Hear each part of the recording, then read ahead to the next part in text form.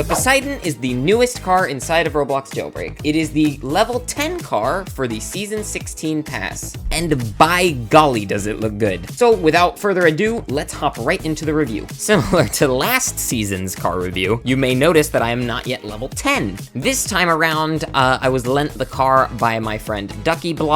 His channel will be linked in the description. Go subscribe or something. So yeah, shout out to him for lending me his Poseidon because he got it way earlier than I did. I mean, at the time of recording this, I haven't even gotten it yet. Starting off simply with looks, this car looks amazing. I really have no complaints. I mean, of course, there are cars that, in my opinion, look cooler, but this one is so well designed, and it really couldn't look any better for what it's trying to look like. This car features the Roblox logo 3 times on it, which I think is a nice touch. It's very lengthy. It's a really long car, which I like. The most obvious notable feature is the pool in the back, which actually does seat a person. I wasn't really expecting it to, but it does, which is really nice. And it seats them at an angle too, which is kind of cool. There's also little bubble animations that come out of the pool. The interior looks really good as well. There's like wood paneling and whatnot. And the second body color actually forms a ring of lights along the inside. Lots of customizability with this car. Moving on to stats. This car is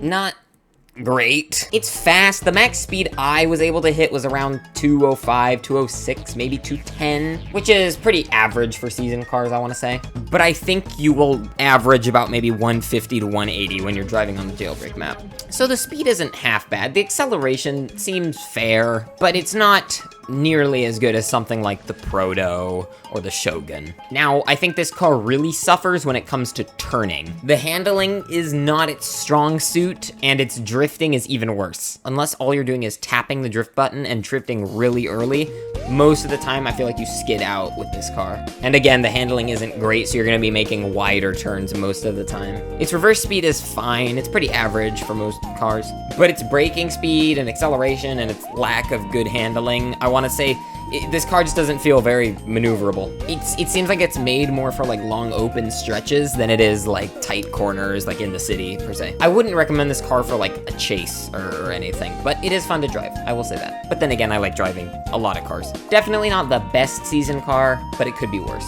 It is another 3-seater, and I feel like we need more of those in the game, so I'm happy about that. That's it for the review. Now we're gonna take a look at what people offer for this car. First up, I was offered Eclair, Blackhawk Radiant Green, and a couple hypers. I wouldn't take this for really any season car. Obviously, this car is gonna be worth a lot more right off the bat, but I feel like once it kind of settles its way into the trading value meta or whatever you want to call it, my guess is it'll probably sit around 2.5 to maybe 4 million, somewhere in that range. So yeah, I wouldn't take that deal. My next offer was Agent, and this guy spoke a language that I did not understand, so I didn't know how to respond. I declined because I think this car might be worth more than Agent in the long run, but I could be wrong. Who knows? Maybe it'll just plummet in value for no reason. This next guy recognized me. I got recognized a lot when I was trying to record this video, so shout out to everybody in the trading hub who said hello. He gave me Icebreaker, Sloop, Crew Capsule, Eclair, like, this is way over. If you get offered this, like, you would low-key be scamming the other person at that point, I think. I'm pretty sure it's just because I had the car really early compared to most people, but,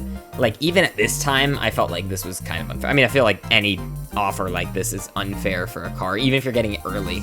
I don't see why the value is so much higher when it's first obtainable, because it's only gonna drop. Like, I've never seen the appeal of trading half your inventory to get a car earlier than someone else, unless you're trying to flip it, but that's a really risky move. Yeah, I would definitely take this. I mean, it's pretty obvious that you would take this. Then I got offered a Rattler, then they removed it, and that was the end of that. Next up, I got offered Crew Capsule, 4x4, and Winter Camo. It's not nearly as much as that one with Icebreaker, but like, come on, this is crazy. I think this is around like I think this is around 20 mil in value. I almost said 1.1 mil. That wouldn't make any sense. I think this is around 20 million in value. Could be wrong. Somewhere around there. Which is, again, way more than this car is going to be worth eventually, is my guess. I want to point this out. Saul Goodman was in my lobby, and he was freaking me out a little bit. Yeah, I didn't really get that many offers this time around, but, you know, what are you gonna do? In conclusion, the Poseidon is an amazing looking car with okay stats. They're not bad by any means. They're just okay. But I think this car really thrives with its looks and customizability. I don't think there's any way you can really make this car look bad. But this car gets a big ol' thumbs up And that's it from me this time around. Stay tuned for my next video, and unlike last time where I said it would involve infinite furniture, I'm not lying this time. It's gonna be quite possibly the biggest episode of Jailbreak shenanigans to date, so stay tuned. Thank you for watching.